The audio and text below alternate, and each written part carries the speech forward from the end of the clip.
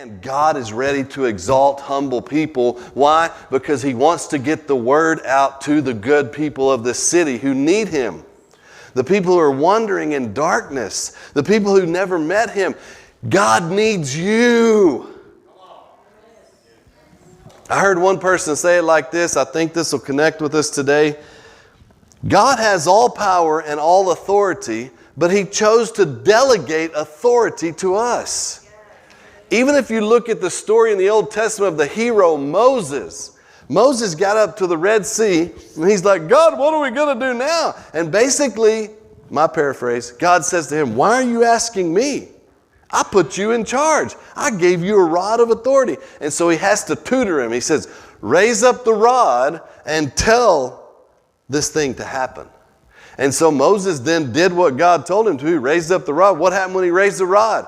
The waters parted. So God had the power to part the Red Sea, but He had given the authority to execute to a man. Doesn't that sound a little bit different than most of what you heard in church growing up? Yes. God gave His authority to us. How do I know that? All the way back to Adam and Eve. I'm creating this world. This is all paraphrase. Okay, you can go read it in Genesis. I'm giving you this world, and I want you to rule over it and care for it. God didn't say, I'm going to rule over the world and care for it. No.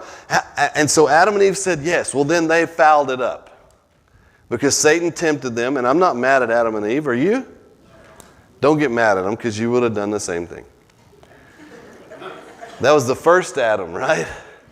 But then Jesus is called the last Adam. Not the second Adam, the last Adam. Because there's not going to be another one.